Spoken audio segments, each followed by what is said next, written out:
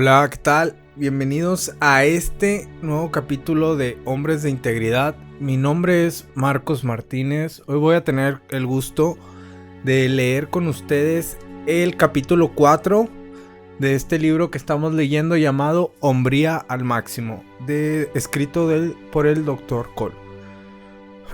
Bueno, pues empecemos. Capítulo 4. Moisés y las 10 invitaciones. Tengo interés por los hombres. Me agrada ver en un hombre la excelencia del hombre, le dije a la congregación. Me agradan los hombres que valen la pena, que tienen valor y carácter. Me interesan los hombres que lo son de verdad. Años atrás estábamos en una reunión en el sur de California y ya entonces tenía un interés vital en el desarrollo de la hombría y del carácter. Le estaba hablando a una gran concurrencia de hombres y mujeres. No me agrada la volátil poca cosa que anda de puntillas de pie entre los tulipanes, dije en mi forma más elocuente. Me agrada que los hombres sean hombres. De pronto recordé que las mujeres eran la mayor parte de esa congregación, así que me encogí de hombros con timidez y me disculpé. Lo siento, señoras, no lo puedo evitar, me interesan los hombres. Una señora pequeña de cabellos canosos dio un salto enérgico sobre sus pies y gritó alegremente. Amén, hermano, a mí también me interesan. El lugar se llenó de risas. Lamentablemente, el afecto que hombres y mujeres se tienen unos a otros puede tener variedad de formas. Las mismas cosas que, en un sentido general, agradan a una pareja en el momento de llegar al altar de la boda, les pueden disgustar poco después cuando aparecen las presiones de la vida. La presión hace que los problemas se agranden. El método moderno es separarse cuando la presión aumenta. La tendencia del siglo XX es escapar, encogerse de hombros frente a las demandas de las escrituras y decir, tendré mejor suerte la próxima vez. Sin embargo, los mandamientos de Dios son absolutos. Dios nos manda amar. Nuestra época moderna confunde la codicia con el amor. Relega el amor a una función glandular que puede provenir de la reacción frente a una curva o un escote o el largo de una falda. No toda pasión es amor y no todo amor es pasión. De acuerdo con Dios, el amor no es un sentimiento. A veces ni siquiera nos hace sentir bien. En otro sentido, el verdadero amor siempre es bueno. El amor se centra en la voluntad. Esa es la razón por la que el amor puede ser un mandamiento y por la que Dios nos manda amar. En buena medida, el hombre norteamericano huye de los mandamientos o se rebela contra ellos. Incontables veces oí a mujeres o a hombres hablarme de su capacidad para amar, diciendo, no puedo amar más, ya no siento nada, esto no es amar. Dios nos manda amar, Él nos da las formas de poder hacerlo, son sus formas. Cuando el amor de Dios entra en nuestro corazón a través del Espíritu Santo, conocemos el verdadero amor. Usted puede amar si rinde su voluntad a la de Dios y permite que el Espíritu Santo traiga el amor de Dios a su relación. ¿Por qué? Porque Dios lo ordena. Al finalizar una reunión estaba parado frente a una mesa y en ese momento vino a saludarme una pareja exuberante. Con los brazos entrelazados y sonriendo el uno al otro de tanto en tanto, el esposo me contó sobre el milagro ocurrido en sus vidas. Si alguna vez necesita que alguien confirme lo que usted dijo sobre el amor dadivoso de Dios, llámenos, me dijo él. Somos un matrimonio milagroso. Por años hice que la vida de mi esposa fuera un infierno en la tierra. Fui infiel, desconsiderado, dictador y egoísta. Todo lo que quería es que ella hiciera lo necesario para que yo disfrutara de la vida. Yo dirigía el coro, íbamos a la iglesia y todos nos veían como una linda familia, pero nadie conocía mi vida privada. Ni siquiera ella. Supongo que por varios años habré merecido ganar el primer premio entre los hipócritas. Todo lo que ella sabía es que estaba arrinconada contra las cuerdas y decidida a abandonarme. En ese momento me di cuenta de quién era yo y cómo actuaba. Entonces cambié, o mejor dicho, el Señor Jesucristo me cambió. Cuando confesé lo que era y cómo estaba viviendo y me arrepentí en forma genuina con piadosa tristeza, Dios oyó mi oración y me cambió. Pero mi esposa ya no me quería. Decía que el amor que había tenido estaba muerto y nunca podría amarme otra vez.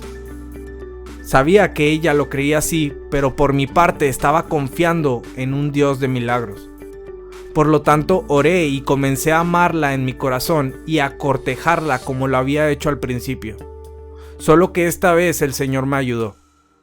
Más tarde, ella estuvo de acuerdo en probar de nuevo el matrimonio, ya que el divorcio estaba en contra de todo lo que creía. Comenzamos a orar juntos, a hablar, y yo la amé. Quiero decirle que ahora nos amamos como nunca antes. Además, tengo una apreciación más auténtica hacia Dios. En verdad, Él puede revivir lo que está muerto. Dígale al mundo que si Dios lo hizo por nosotros, lo puede hacer por ellos. Esto sucedió en una reunión de hombres de negocios del Evangelio completo celebrada en Thousand Oaks, California. Esta pareja todavía vive en esa zona, y ellos le dicen a todos que Dios es un Dios que hace milagros.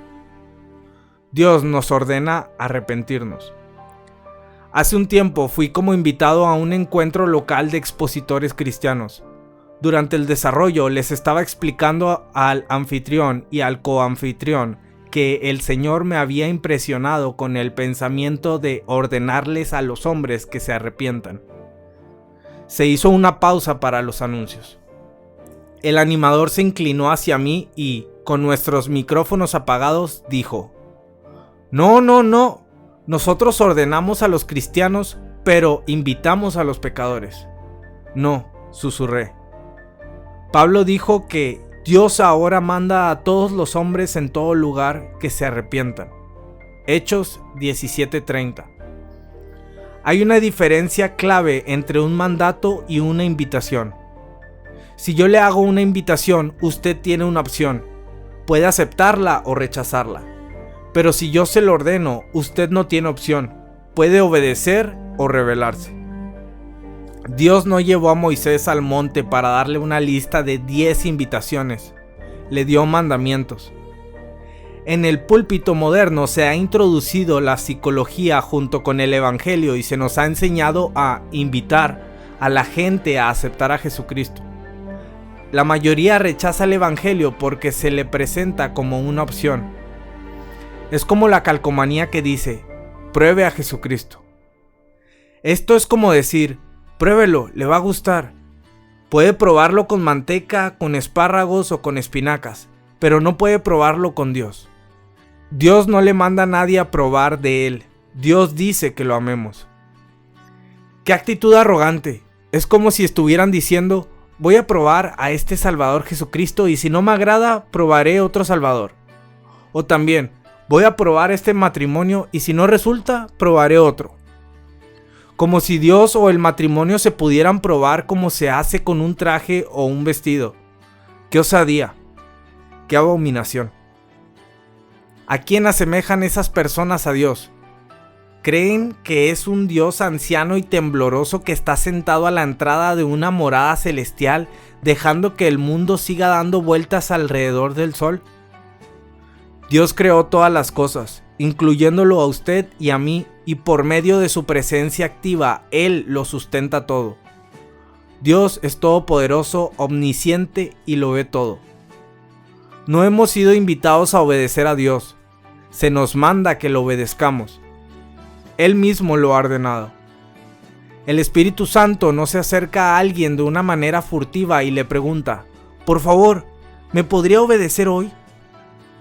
Cuando un hombre obedece a Dios, Dios desarrolla su hombría al máximo. Dios desarrolla al máximo la personalidad de un hombre, su talento y su carácter. Satanás es un usurpador.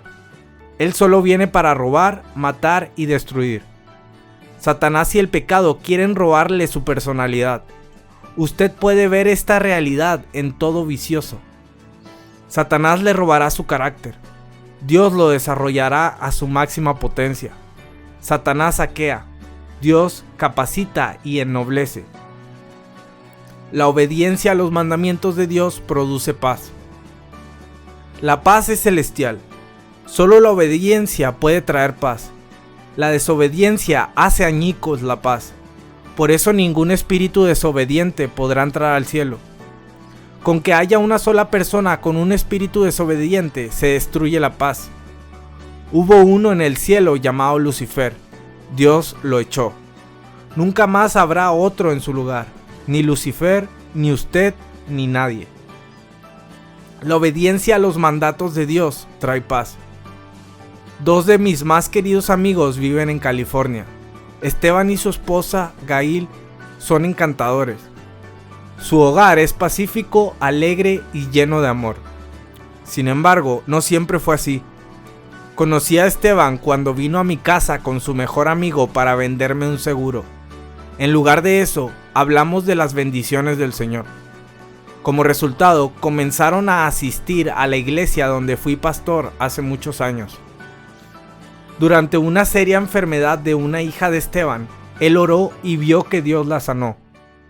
Desde aquel momento hasta ahora ha tenido un constante y profundo amor hacia Dios siempre, excepto una vez. Eso casi le cuesta su matrimonio, su familia, su trabajo y su alma. Esteban trabajaba en una oficina donde el flirteo entre los empleados de la oficina era un ritual diario. Parecía que las mujeres que trabajaban allí deseaban eso, y los hombres se encargaban de cumplir esas expectativas. Pero Esteban llegó a ser más que un simple galanteador.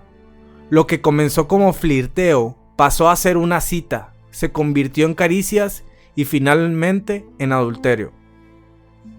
Como no podía vivir en paz con su conciencia, tomó la decisión de abandonar a su esposa y su familia y vivir la vida sensual. Se mudó a un apartamento junto con su compañera. Proverbios dice: las aguas hurtadas son dulces y el pan comido en oculto es sabroso. Y no saben que allí están los muertos, que sus convidados están en lo profundo del Seol. Esteban perdió la paz de su corazón. Gail y sus hijas estaban destrozadas. Pasaron largas noches de introspección y lágrimas analizando qué podría haber estado mal, cuáles eran los errores que habían cometido, cómo podía haber sucedido eso. No había paz, ni en él, ni en ella, ni en sus hijas, en ningún lado. La desobediencia trajo confusión, dolor y sufrimiento. Disipó toda paz. Pero Gail conocía a Dios, confiaba en la palabra de Dios. Su fe era inconmovible, infatigable. Por eso, durante aquellos días agonizantes, pasó horas pidiendo consejo y orando. Miraba la palabra de Dios, no solo para encontrar una promesa de que Esteban se recuperaría, sino también para experimentar en su propia vida los cambios necesarios para poder amarlo, perdonarlo y reconciliarse con él. Era una verdadera mujer. Un día Esteban fue arrestado por manejar en estado de embriaguez. Como el hijo pródigo del que habló Jesús, Esteban volvió en sí mientras estaba en la prisión. Con una profunda contrición de corazón y una genuina tristeza por su pecado, clamó a Dios desde su corazón y su celda. Dios oyó ese clamor y perdonó a Esteban. Luego de quedar en libertad, Esteban fue a ver a su esposa y le pidió perdón y la posibilidad de ser restaurado a su hogar y a su cama. No fue fácil para ninguno de los dos.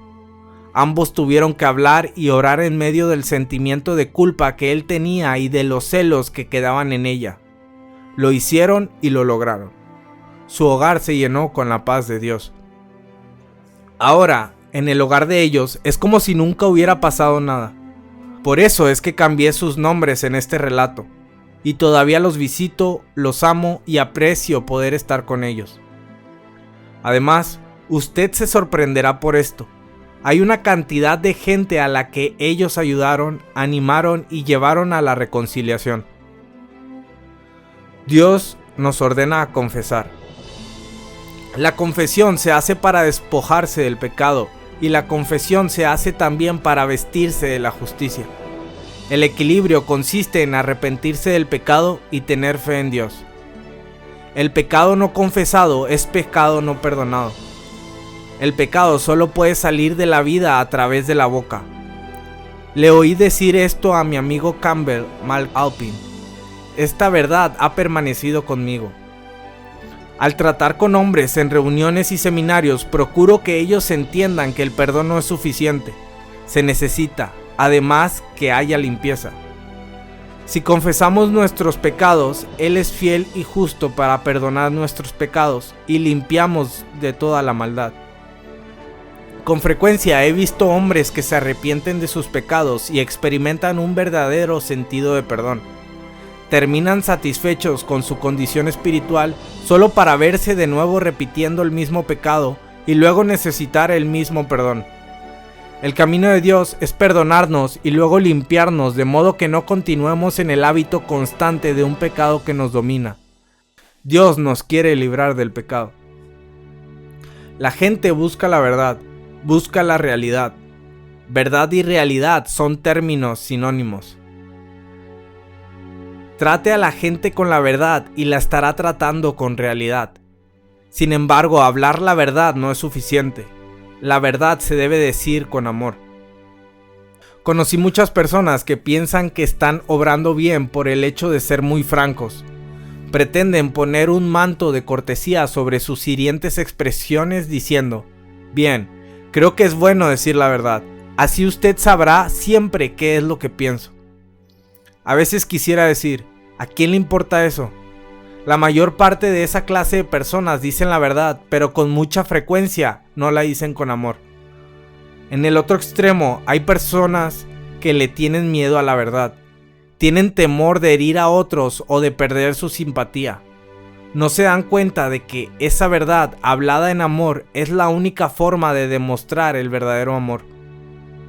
A esta clase de amor lo llamo el de las mejores intenciones. Permítame ilustrarlo. Si yo estoy predicando y alguien me alcanza una nota en medio del sermón y la nota dice que la casa de uno de los miembros se está incendiando en ese preciso momento, ¿qué debo hacer? Esa persona corre el peligro de perderlo todo. Pero si interrumpo mi sermón y le digo eso, voy a perturbarlo y con seguridad voy a hacer que se sienta mal. Como no quiero afligirlo, ni lastimarlo, ni perturbarlo, retengo la información.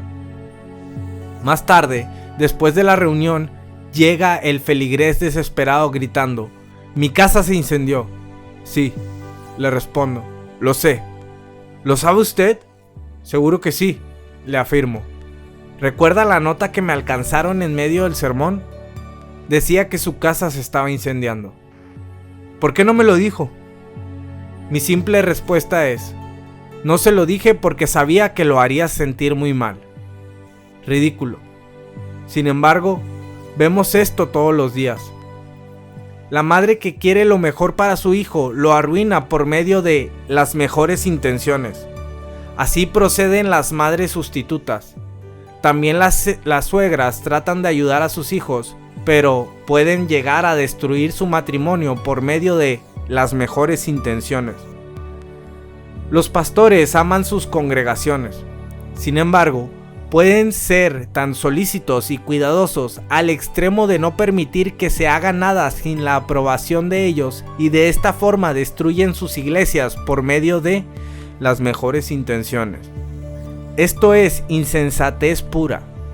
Sin embargo, ¿cuánta gente vive y muere sin oír la palabra de Dios porque hay alguien que no los quiere hacer sentir mal o no quiere que se molesten por hablarles del pecado y del infierno? Nunca olvidaré la oportunidad en que esto se me hizo carne de una forma muy contundente. Fue en una región del estado de Texas. El pastor con el que estaba ministrando me llevó a la casa de una mujer que estaba muriendo de cáncer. Su marido era un capitán de una embarcación. Era un hombre muy grande y con una presencia física intimidatoria. Se tomó una licencia por un tiempo, pidió dinero prestado y pasó todo su tiempo al lado de su esposa ministrándola con ternura, amor y compasión. Por el gran amor que le tenía, estuvo con ella día y noche. Se dedicó por entero a esta débil mujer.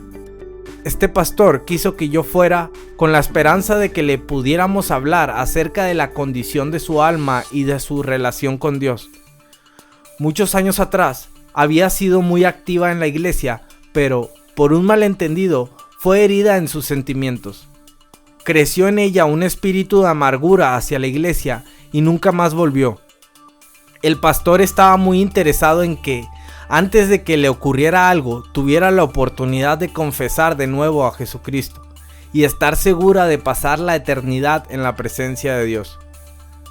Sentaron a la mujer en una silla de ruedas en la sala de su casa. Estaba debilitada, agobiada, maloliente, pero hacía todos los esfuerzos posibles para ser receptiva a pesar de su condición. Pasaron unos pocos minutos cuando me di cuenta de que quería que uno de nosotros le hablara de Jesucristo. Estaba hambrienta en su espíritu.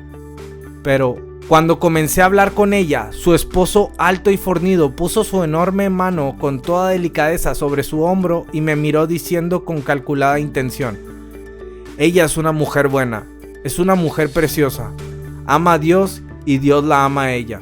Hizo un montón de cosas buenas para su iglesia y Dios sabe todo lo que hizo. No me permitió que la guiara a una confesión de fe en Jesucristo, porque no quería que ella se enfrentara con el arrepentimiento por su pecado. La estaba perjudicando por medio de las mejores intenciones. Recuerde esto: el arrepentimiento va acompañado de una tristeza piadosa. Cuando usted es descubierto en alguna falta, tiene lugar a la tristeza humana, pero la tristeza piadosa es la consecuencia de sentir el pecado y arrepentirse. La tristeza es una de las más grandes maestras de la vida. Es verdad que ninguna disciplina al presente parece ser causa de gozo, sino de tristeza, pero después da fruto apacible de justicia a los que en ella han sido ejercitados. Hebreos 12:11. Es lo que viene después, lo que hace que esto valga la pena. Hay buenas noticias.